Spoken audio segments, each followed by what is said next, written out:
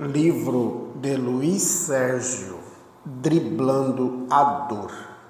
Psicografia de Irene Pacheco Machado. Capítulo 15. Um susto necessário. Buscamos nossa base de apoio, onde Etelvina e Terêncio nos receberam com respeito e amor. Naquele local, bem perto da crosta, espíritos abnegados montaram um pronto-socorro e um altar de orações. Repousamos e estudamos os fatos ocorridos, enquanto, diante de uma tela, revíamos todas as cenas vividas pelos suicidas inconscientes. Nesse justo momento, Olavo deu entrada no auditório e com carinho nos ofereceu ensinamentos não só sobre os jovens, velhos e crianças, como analisou cada ato do ser humano. Ele tornou a dizer que o tratamento do drogado não é um tratamento médico no sentido estrito do termo, tampouco a dependência de drogas uma doença. Segundo ele, temos de buscar as causas, os motivos que levaram o jovem a consumir tóxico. O tratamento deve ser feito por bons profissionais e os pais de um dependente devem ir ao seu turno ao fundo do poço para salvar seu filho. Desejar que o tempo resolva é descaso e talvez o tempo seja curto para a salvação. 1 grama de tóxico no organismo é morte certa das células nervosas. Mesmo analisando os que usam esporadicamente as drogas e os toxicômanos, conhecendo a diferença de um e de outro, não podemos deixar de considerar os primeiros como prováveis toxicômanos. A família deve viver alerta, pois seu filho pode estar sendo usuário do tóxico e nesse estágio é bom você lhe estender as mãos. Se ele está em busca de algo forte, é porque a insegurança lhe banha a alma. Como a psicanálise é o estudo da alma, devemos analisá-la com cautela, procurando saber de onde a insegurança vem, pesquisar o consciente, o subconsciente e o inconsciente, penetrar no seu interior, sem violentar a alma. Por isso, devemos tratar um toxicômano ou simples usuário com a ajuda da psicanálise, sem improvisar ou fantasiar. Seria bom se os psicólogos buscassem a vida do espírito, conhecessem através da doutrina espírita as verdades espirituais, principalmente as vidas sucessivas, porque se submetermos à análise somente o hoje, não compreenderemos a variedade imensa dos atos humanos. Ao pesquisar a vida presente do indivíduo, busquemos na vida pretérita alguma coisa que hoje o incomoda. Quando analisamos um toxicômano, sentimos que à nossa frente se encontra alguém extremamente fraco. O tóxico é o combustível para o neurótico assumir outra personalidade. Muitas vezes a família deseja que o psicólogo opere milagres, mas não contribui para a cura do viciado. Uma família sã é mais fácil de cooperar com o profissional, mas muitas vezes o psicólogo tem de curar antes a família para depois chegar ao indivíduo. Muitos pais demoram a aceitar a dependência, o vício e, para salvar o filho, iniciam com as agressões. Em protesto, o filho agride e é cada vez mais agredido. O certo é a família se autoanalisar, buscar onde se encontra o erro e todos lutarem para saírem da UTI, porque não só o filho, mas a própria família também precisa de cuidados médicos. Um psicólogo precisa investigar a alma, conhecer o espírito e descobri-lo. Só assim encontrará no inconsciente as neuroses. Não raro essas lembranças estão tão infectadas de ódio e vingança que o profissional tem de dar ao indivíduo seguras orientações. A família, quando se deparar com filhos problemáticos, deverá não só buscar apoio profissional, mas também se autoanalisar, porque no mais das vezes o erro vem da educação do indivíduo. O psicanalista tem de buscar a causa nas raízes profundas da alma. Se um dependente de droga desejar agredir a sociedade, esta agressão não é gratuita. Foi aberto tempo para perguntas. Fui o primeiro. Olavo, presenciamos muitos coroas também consumindo drogas. Por que tal fato?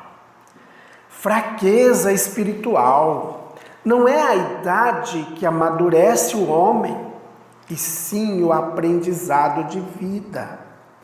O adulto que se droga, geralmente, é para acompanhar a onda da moda, é para se mostrar. Esses indivíduos são fracos, incapacitados e vaidosos. Samita perguntou: Olavo, como deve agir a mãe quando descobrir o vício do filho?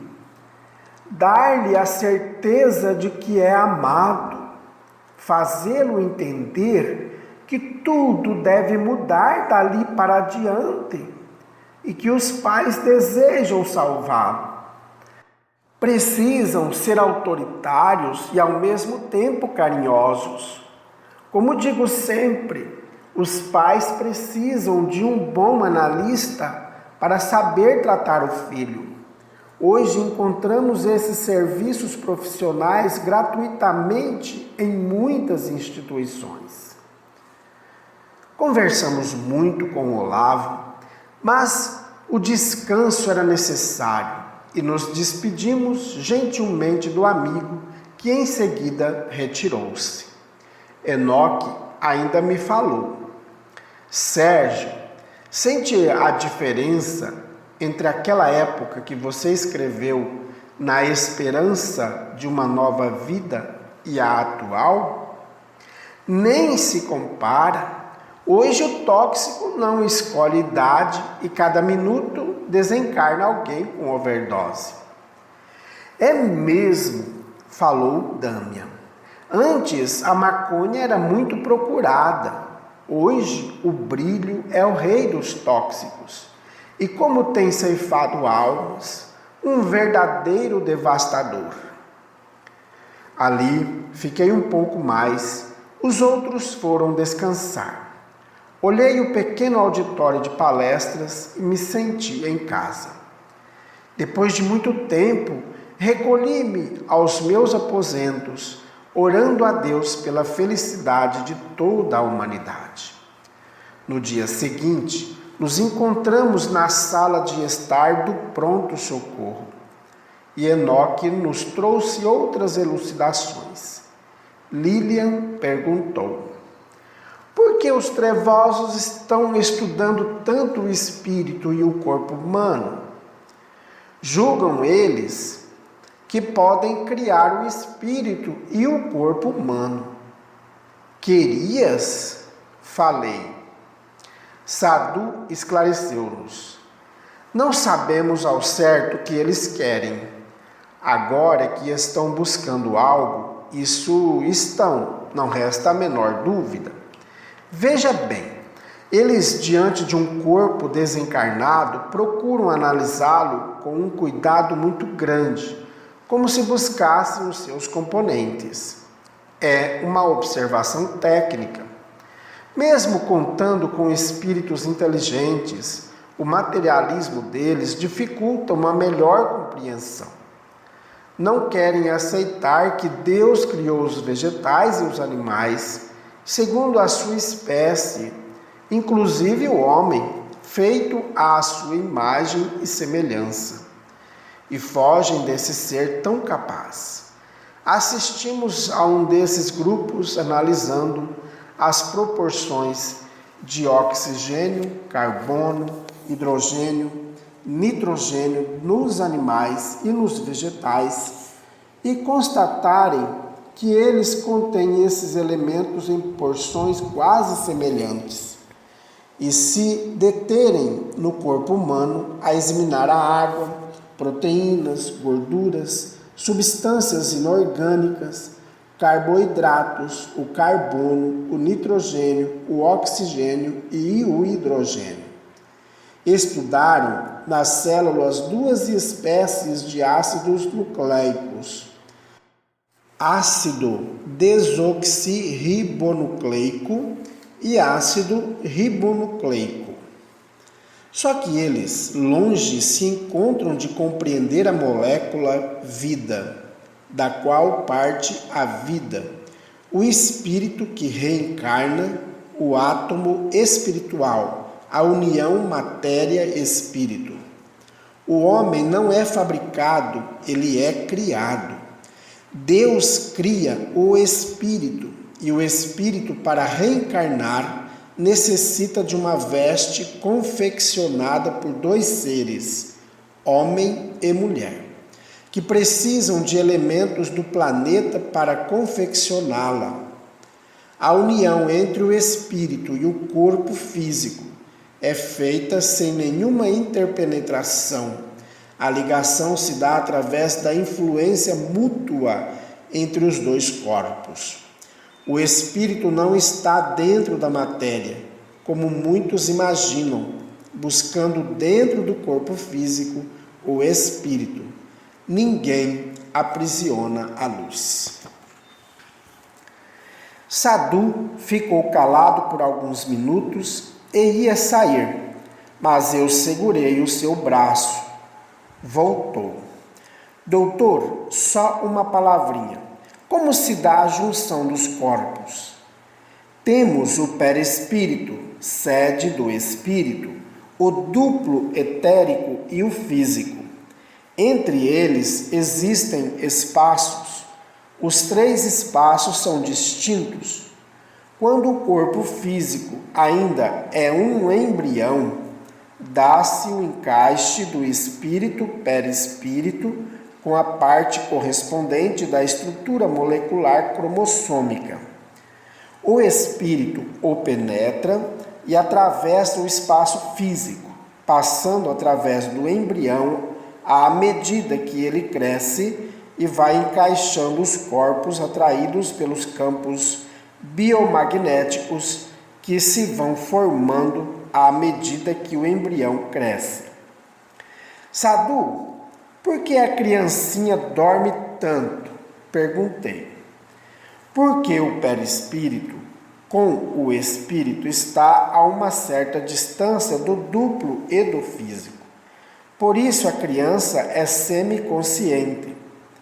O nascer lembra o desencarne. Quando vemos pessoas esperando o desencarne dormirem o dia todo. Sadhu, o corpo físico está superposto pelo duplo e pelo perispírito? Perguntei. Os três corpos estão ligados entre si, à custa de laços magnéticos. Mas agora chega. Peço desculpas e me estendi por demais. Karina respondeu. Ao contrário, pedimos que o irmão prossiga com algumas outras elucidações. Não, Karina, falei demais. e pouco podemos esclarecê-los, porque ainda não sabemos o que realmente querem os trevosos. Fico preocupado, mas quando estudo o núcleo celular e o citoplasma, acho infundado meu receio. Ninguém tem acesso à inteligência suprema. Somos apenas seres lutando para alcançar o grande laboratório divino, porque é lá que se encontra a verdadeira felicidade. Chega de curiosidade. Ou vocês também desejam cooperar com os trevosos? Interferiu Enoque. Enganá-los, falei. E assim nos despedimos dos irmãos daquele pronto-socorro e atingimos as ruas do mundo físico. Logo chegamos a uma casa onde íamos trabalhar. Na porta, uma senhora muito simpática. Seu nome, Adelaide. Como vai, Enoque?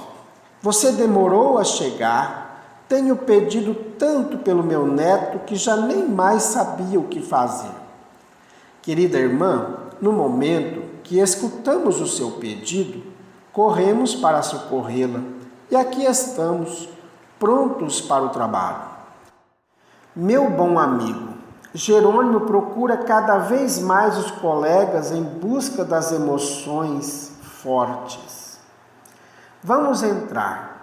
Esta é a casa de meus filhos, que estão na Europa. Jerônimo, Glória e Jaime ficaram com os empregados e minha filha solteira, mas coitada da Catarina, por mais que fale, não lhe dão crédito.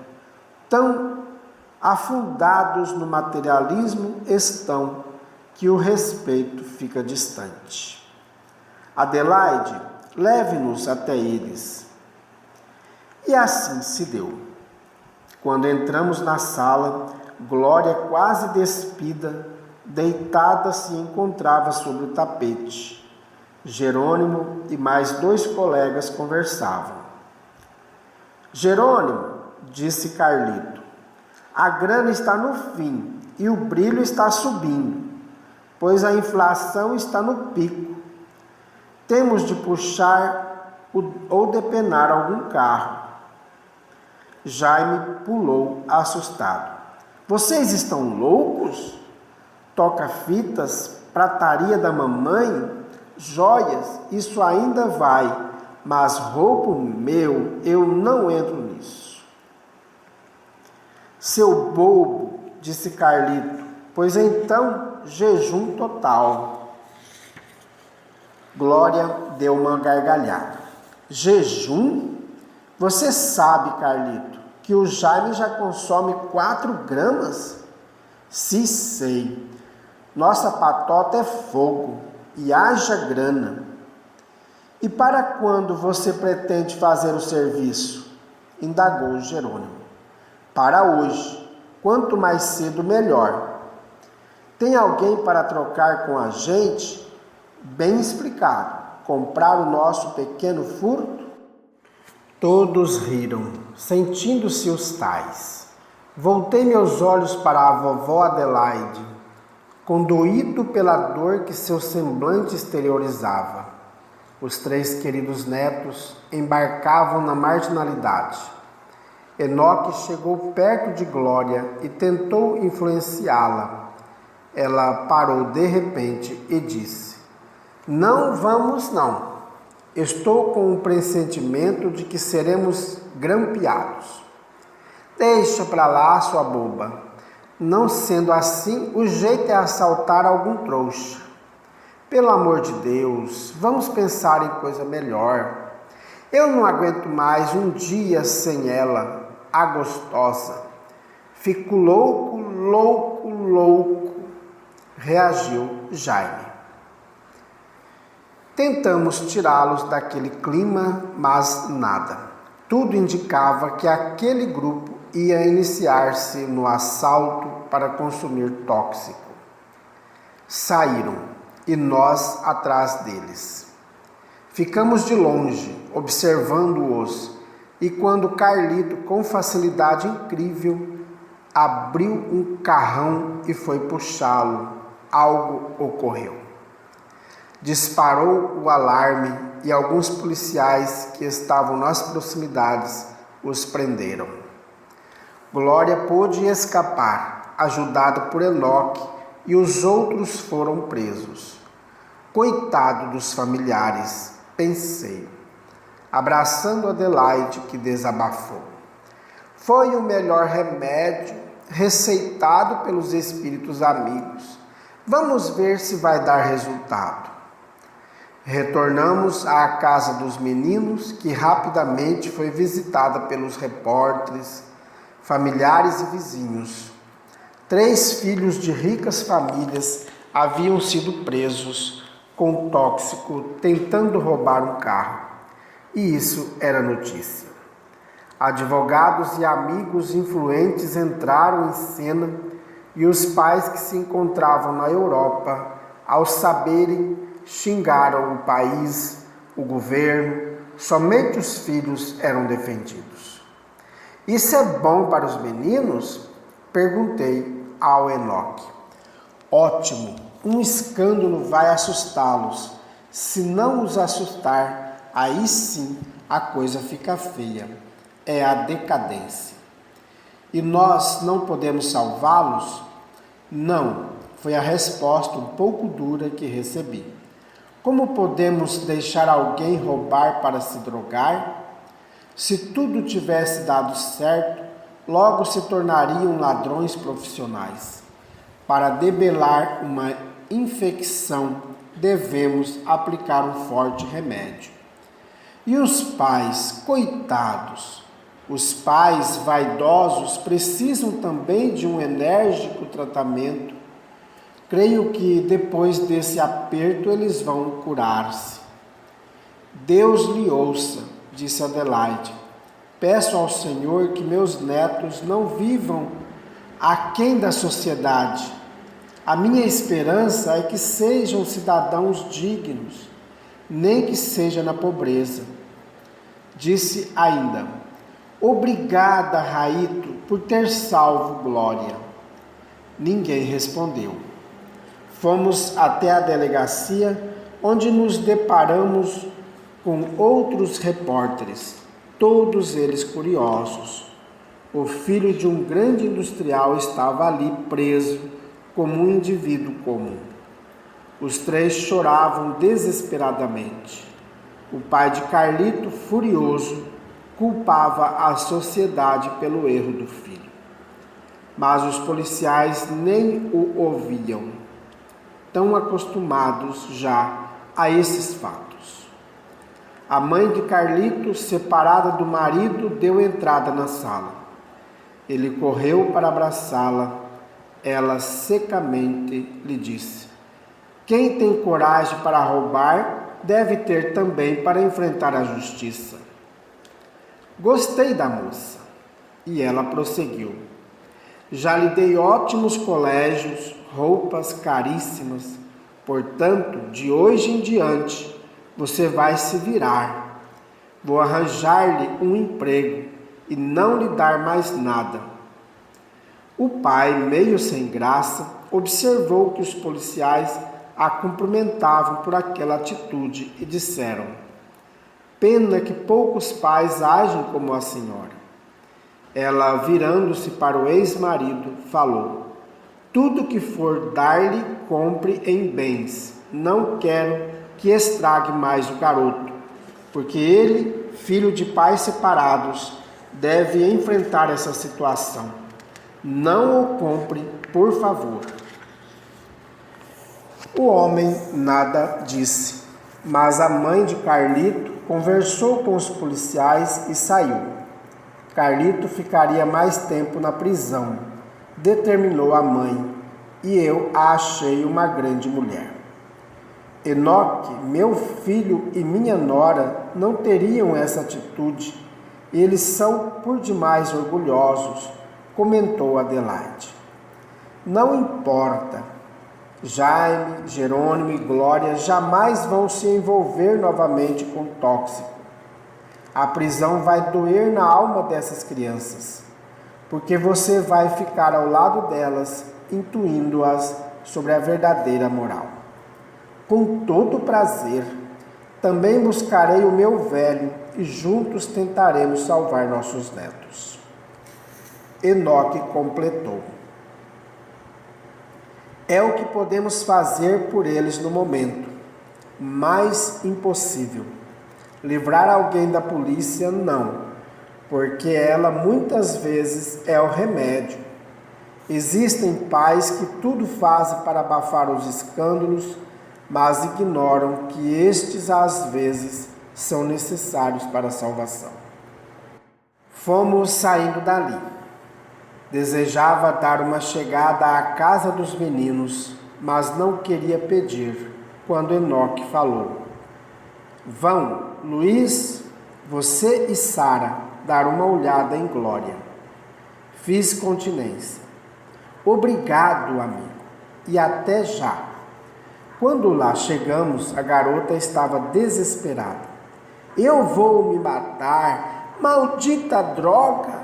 Que será dos meus irmãos e o papai, que sonhou com um cargo político, e agora esse escândalo, vão me matar. Cada vez que ela falava, eu corria para abraçá-la. Não é preciso, Sérgio, isso é só vontade. Acalmou-me Sara. Veja bem, Sara, se essa garota se suicidar, o fracasso será nosso. Nisso, bateram à porta. Eram os policiais em busca dos pais. Glória correu para baixo dos cobertores e os empregados se encarregaram de falar com a tia Catarina. Mas a governanta logo se prontificou a telefonar para os patrões, defender os garotos, chamar advogado, arranjar pistolão. Entretanto, os meninos e Jaime, de maior idade, deixaram na delegacia um pouco da vida suja que ultimamente vinham vivendo. Ficamos com Glória, que foi ao banheiro e deu fim a todas as drogas da casa: comprimidos, maconha, cocaína, crack. Como desejei me materializar para dizer àquela garota: menina, olhe o seu corpo e o respeite. Não deseje aproveitar a vida sem amor. Não tire do seu coração o dever de mulher, entregando-se ao primeiro homem, muitas vezes em troca de algo tão sujo, a droga. Busque a força no seu interior para não ser mais uma na imensa galeria de mulheres que tudo perderam, até a vida física. Glória, olhe ao seu redor e busque algo mais do que alguns gramas de pó e alguns cigarros de maconha. A mulher que se droga mata a cada instante os seus sonhos de criança. Estarei orando por você, Glória, e saiba que ninguém sofre mais do que uma mulher nas mãos da organização das trevas. Ela chorava e dizia: vovó, eu sinto que a senhora está falando comigo. Não deixe que eu volte a me drogar. Hoje fui salva por milagre, mas doeu a minha consciência, porque deixei os meninos e corri. Sou um verme que nem coragem tem de enfrentar os fatos tristes da vida. Era o momento oportuno para a nossa interferência. Então falei: tem razão. O jovem tem coragem de furtar, de matar e de se drogar, mas não tem coragem suficiente para ser um cidadão cumpridor de seus deveres. Diz-se pregador da liberdade, mas é a mais infeliz presa dos vícios.